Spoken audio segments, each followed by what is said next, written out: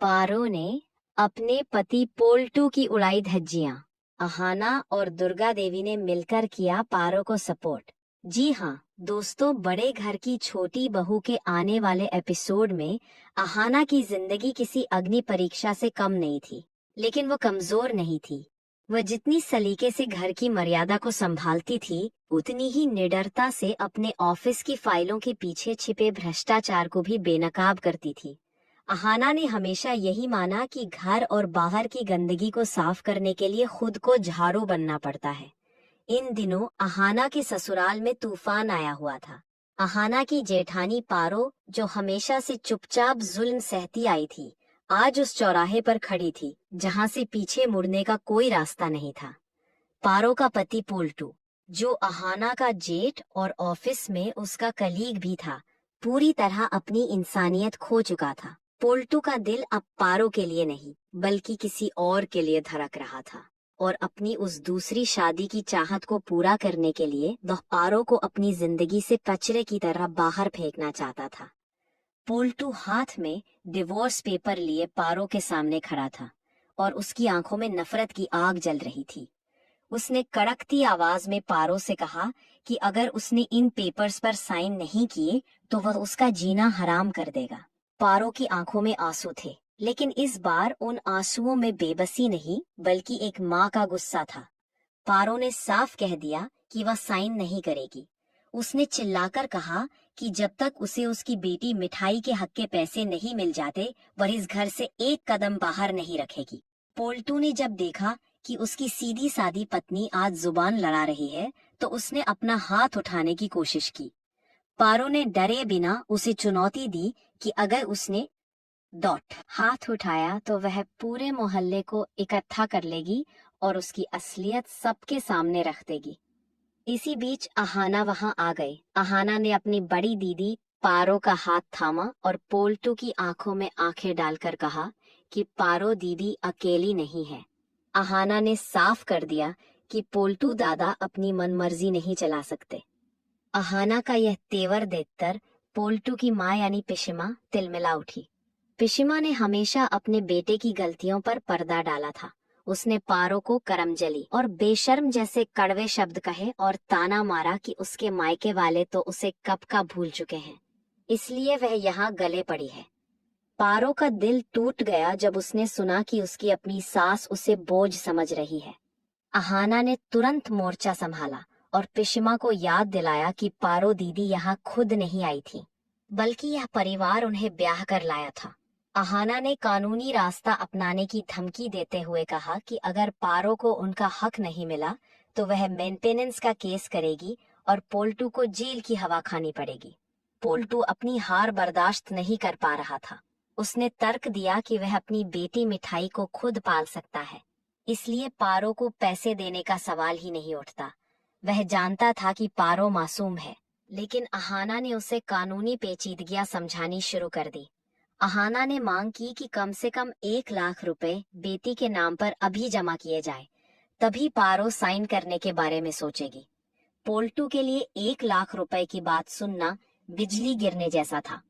उसने चिल्लाकर कहा कि पैसे क्या पेड़ पर उगते हैं, जिस पर अहाना ने करारा जवाब दिया कि इंसान की जिंदगी भी पेड़ पर नहीं उगती। घर का यह तनाव ऑफिस तक भी पहुंच गया था। ऑफिस में पोल्टू और उसके कुछ साथी मिलकर प्रोजेक्ट्स में हेरा फेरी कर रहे थे। उन्होंने ऐसे प्रोजेक्ट्स को मंजूरी दी थी जो जमीन पर अस्तित्व में ही नहीं थे। अहाना को जब इन फर्जी प्रोजेक्ट्स की भनक लगी तो उसने अपनी जान जोखिम में डालकर सच का पता लगाया। ऑफिस की मीटिंग में जब सीनियर अधिकारियों के सामने अहाना ने अपनी रिपोर्ट पेश की तो सबकी आंखें फटी की फटी रह गई। पोल्टू ने जिन प्रोजेक्ट्स को पास करवाया था, अहाना ने उन्हें सिरे से खारिज कर दिया क्योंकि वे पूरी तरह कागजी और फर्जी थे। अहाना ने अपनी एफिशिएंसी दिखाते हुए नए और ईमानदार प्रोजेक्ट्स की लिस्ट पेश की, जिससे न केवल ऑफिस का पैसा बचा बल्कि जरूरतमंद महिलाओं को रोजगार मिलने का रास्ता भी साफ हुआ।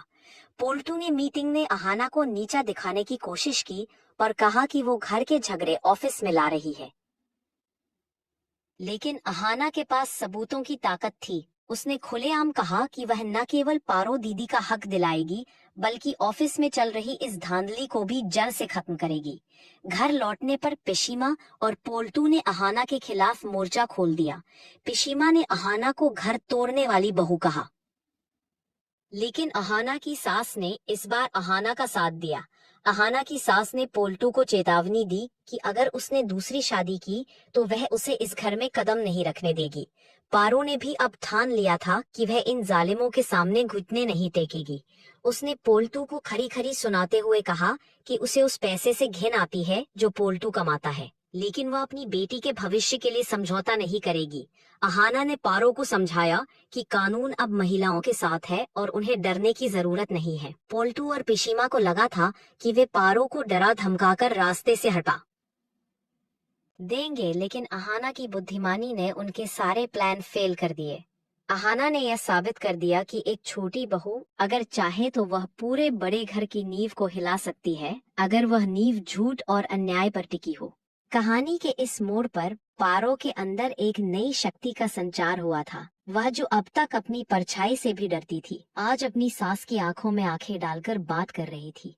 पिशीमा को अपनी सत्ता छिनती हुई दिखाई दे रही थी। उन्होंने आखिरी दाव चलते हुए अहाना के चरित्र पर उंगली उठाने की कोशिश की, लेकिन अहाना ने शालीनता और तर्क के साथ उनका मुंह बंद कर दिया। अहाना ने स्पष्ट किया कि समाज बदल रहा है और अब औरतें पैरों की जूती नहीं है।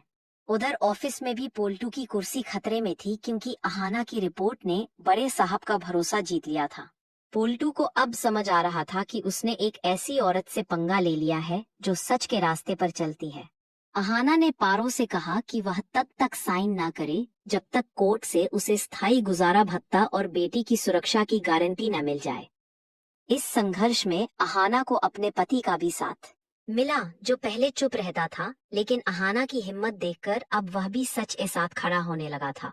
बड़े घर की चारदीवारी के भीतर यह लड़ाई अब सिर्फ एक तलाक की नहीं थी, बल्कि यह स्त्री के आत्मसम्मान और पहचान की लड़ाई बन चुकी थी। अहाना ने हर मोड़ पर पारो को ढाल बनकर बचाया, चाहे वह समाज के ताने हो या परिवार का मानसिक दबाव। अहाना हर जगह चट्टान की तरह खड़ी रही। उसने पोल्टू को साफ कह दिया कि अगर वह अपनी नौकरी और इज्जत बचाना चाहता है तो उसे पारो के साथ न्याय करना ही होगा। पिशीमा ने रोने धोने का नाटक भी किया, लेकिन अहाना ने उनके बनावटी आंसुओं को पहचानने में देर नहीं लगाई। अहाना ने उन्हें याद दिलाया कि एक माँ का फर्ज बेटे की गलतियों को बढ़ावा देना नहीं, बल्कि उसे सही रास्ता दिखाना होता है। अंततः पोल्टू को झुकना पड़ा। उसे समझ आ गया कि अहाना के पास उसके हर गलत कदम का काट मौजूद है। पारो ने डिवोर्स पेपर्स को पाड़कर नहीं फेंका, बल्कि उन्हें अपनी शर्तों पर बदलने के लिए मजबूर कर दिया। अहाना की इस जीत ने घर की बाकी औरतों को भी एक संदेश दिया कि अगर आप सही हैं तो पूरी दुनिया को आपसे हारना ही पड़ेगा। अहाना ने न केवल पारो की जिंदगी बचाई, बल्कि ऑफिस के उन भ्रष्ट अधिकारियों को भी उनके अंजाम तक पहुंचाया जो गरीबों का हक मार रहे थे। बड़े घर की छोटी बहू अहाना अब सिर्फ एक बहू नहीं, बल्कि उस घर की रक्षक और न्याय की आवाज बन चुकी थी।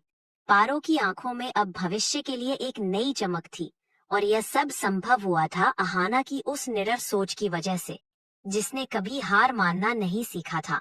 अहाना ने यह साबित कर दिया कि रिश्तों को निभाना और गलत का विरोध करना दोनों एक साथ संभव है।